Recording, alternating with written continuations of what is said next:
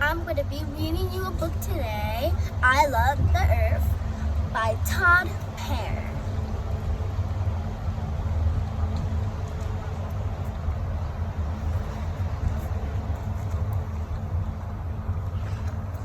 Every one of us can help protect the earth and make it feel good. Remember, it will take care of it. If we take care of it, it will take care of us. Love, Todd. I love the earth, and I want to help take care of it.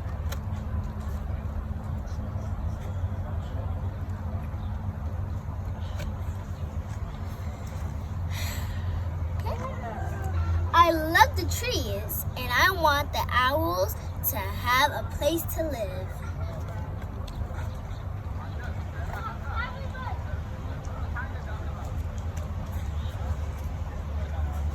I love the fish, and I want the ocean to stay blue.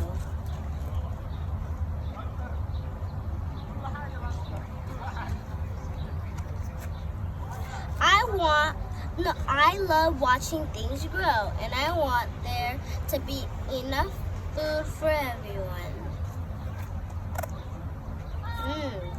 This stuff looks yummy in my tummy. You can grow things too. What would you grow? If you had a garden, what would you grow? I love the polar bears, and I want the snowman to stay cool.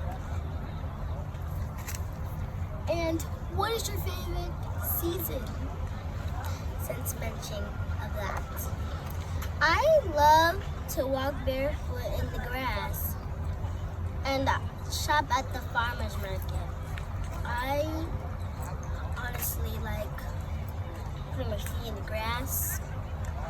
And I think you should do that too if you have a backyard. If you don't, just find an open field and do that. I love the animals, and I want them to be safe all around the world. And if you have an animal or like a pet, let me know. Or just, what pet would you get? I love the stars, and I want the air to be clear so I can see them sparkle. If you live in the country, you can do that. Or if you visit the country, you can do that. If you live in the city, you can't do that. Because, yeah, it's like so much lights, and I know how it feels like. Because I live in the city. I love the earth, and I want us all to be happy and healthy.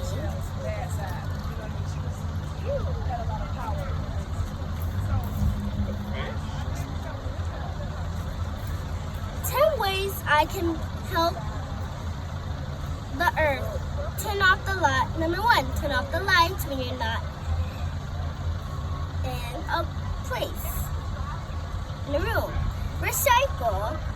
Number 2, recycle. Number 3, save my leftovers. Number 4, be nice to the worms. Number 5, share a book. Number 6, plant a tree. Number 7, use both sides of the paper. Number 8, save water. Number 9, clean up trash. Number 10, keep the fridge door shut. The end. I hope you liked this book today, and see you next time. I'm Nia. Bye! Hello everyone, I'm back here reading another entry in Tortoise's flying lesson, different animal stories. So this is a series of 10 stories, and I'm gonna read today a very small tabby cat, and I'm here today with my own cat who's not a tabby cat, but I think he would like the story. And this story is based on an African-American story in Stars Fellow in Alabama by Carl Carmer. So I'm just gonna flip to that story. I think Domino's Stray Cat's saying he's trying to help with his tail. Okay.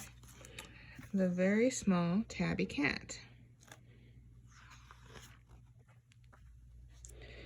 Once there was a very small tabby cat who did not like being small. She wanted to be big. She ate and she ate, but it made no difference. She didn't grow any bigger. She humped her back, she stretched and she jumped, but it made no difference. She didn't grow any bigger. So she sat and she thought, and at last she said, I know what I'll do. I'll ask some of the big animals what they did to make themselves big. Off she ran, and she met a horse. Friend horse, said the tabby cat, tell me please, what did you do to grow big? And there's the horse. Nothing much, he answered. I ate lots of oats. I ran around a field about 20 times a day, and I just grew. I think I'll try that, said the tabby cat. And she ran around a field 20 times and she ate lots of oats. But all the running made her little legs ache, and the oats made her stomach ache. And she didn't grow any bigger. So she sat and she thought, and at last she said, now I must ask some other big animals what they did to make themselves big. Off she ran and she met a bull. Friend bull, said the tabby cat, tell me please, what did you do to grow big? Nothing much, he answered. I ate lots of grass. I bellowed moo about 20 times a day, and I just grew. I think I'll try that, said the tabby cat. So you see, she's thinking, she's talking to friend bull. And she bellowed moo 20 times and ate lots of grass. Can you imagine a cat saying moo? But all the bellowing made her little throat sore, and the grass made her sick, and she didn't grow any bigger. So she sat and she thought, and at last she said, friend horse didn't help, and friend bull didn't help. Now what shall I do? Then she heard an owl hooting, hoo, hoo, hoo, way off in the woods. I know what I'll do, she said. I shall go and see the wise owl.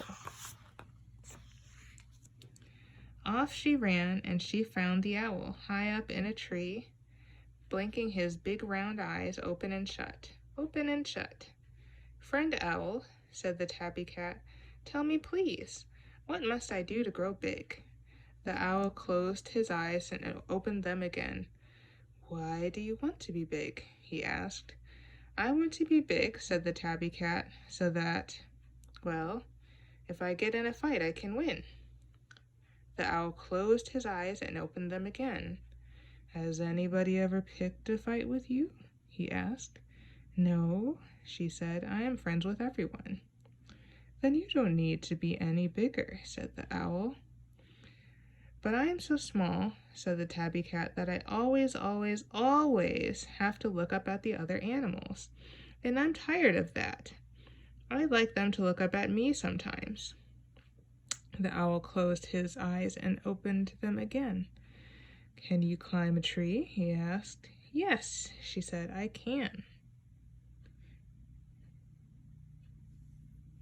There's lovely artwork of her talking to the owl.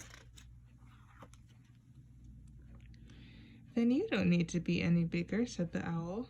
When you want a big animal to look up at you, climb a tree. I hadn't thought of that, said the tabby cat. It doesn't matter what size you are, said the owl. Just use your brains, and you'll find you are big enough to do anything. Thank you, friend owl, said the tabby cat. I think I'll try that. So every day after that, the very small tabby cat used her brains, and she found that she was really, truly big enough to do anything she wanted. And I like this story a lot because it is about how you have your own innate strengths, your own strengths within you, and it can be very tempting to copy other people, because you see their strengths, but sometimes that doesn't work for you because they're not necessarily your strengths. So you got to think about what makes you special and what you can do. All right, everyone, have a nice day, and I hope you enjoyed the story.